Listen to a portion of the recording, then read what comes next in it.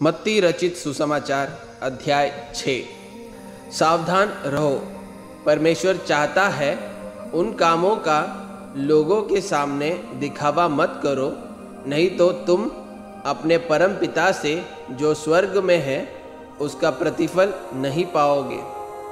इसलिए जब तुम किसी दीन दुखी को दान देते हो तो उसका ढोल मत पीटो, जैसा कि आराधनालयों और गलियों में कपटी लोग औरों से प्रशंसा पाने के लिए करते हैं। मैं तुमसे सत्य कहता हूँ कि उन्हें तो इसका पूरा फल पहले ही दिया जा चुका है। किंतु जब तू किसी दीन दुखी को देता है तो तेरा बायां हाथ न जान पाए कि तेरा दाहिना हाथ क्या कर रहा है, ताकि तेरा दान छिपा रहे। तेरा वह परम पिता जो तू छिपाकर करता है उसे भी देखता है, वह तुझे उसका प्रतिफल देगा। जब तुम प्रार्थना करो तो कपटियों की तरह मत करो, क्योंकि वे यहूदी आराधनालयों और गली के नुक्कड़ों पर खड़े होकर प्रार्थना करना चाहते हैं ताकि लोग उन्हें देख सके। मैं तुमसे सत्य कहता हूँ कि उन्हें तो उसका फल पहले ही मिल चुका है। किंतु जब तू प्रार्थना करे, अपनी कोठरी में चला जा और द्वार बंद करके गुप्त रूप से अपने परम पिता से प्रार्थना कर। फिर तेरा परम पिता जो तेरे छिपकर किए गए कर्मों को देखता है तुझे उनका प्रतिफल देगा।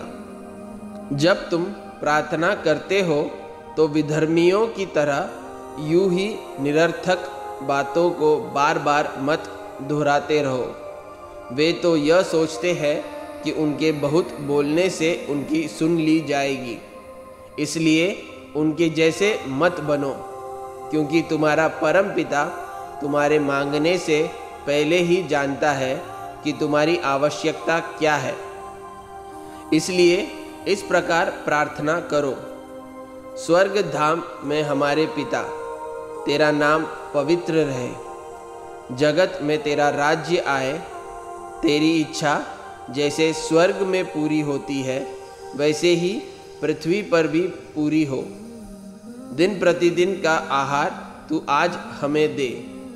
अपराधों को क्षमा दान कर, जैसे हमने अपने अपराधी क्षमा किए। हमें परीक्षा में न ला, परंतु बुराई से बचा। यदि तुम लोगों के अपराधों को क्षमा करोगे तो तुम्हारा स्वर्ग पिता भी तुम्हें क्षमा करेगा। किंतु यदि तुम लोगों को क्षमा नहीं करोगे तो तुम्हारा परम पिता भी तुम्हारे पापों के लिए क्षमा नहीं देगा।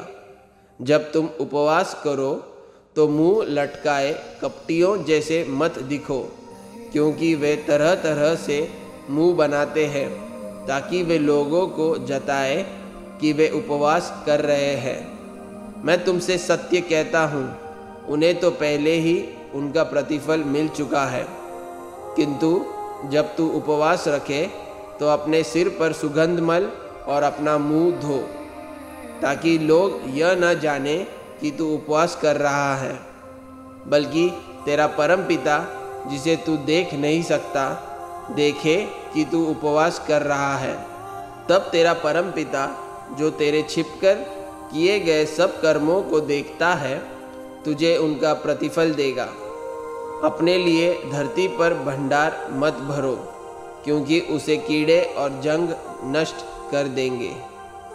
चोर सेंध लगाकर उसे चुरा सकते हैं, बल्कि अपने लिए स्वर्ग में भंडार भरो, जहाँ उसे कीड़े या जंग नष्ट नहीं कर पाते और चोर भी वहाँ सेंध लगाकर उसे चुरा नहीं पाते।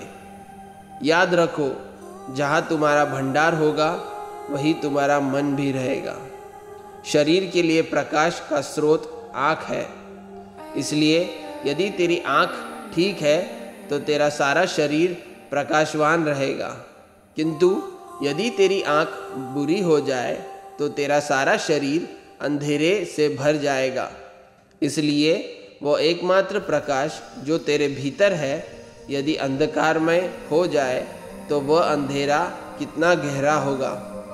कोई भी एक साथ दो स्वामियों का सेवक नहीं हो सकता, क्योंकि वह एक से घृणा करेगा और दूसरे से प्रेम, या एक के प्रति समर्पित रहेगा और दूसरे का तिरस्कार करेगा। तुम धन और परमेश्वर दोनों की एक साथ सेवा नहीं कर सकते। मैं तुमसे कहता हूँ, अपने जीने के लिए खाने पीने की चिंता छोड़ दो, अपने शरीर के लिए वस्त्रों की चिंता छोड़ दो। निश्चय ही जीवन भोजन से और शरीर कपड़ों से अधिक महत्वपूर्ण है।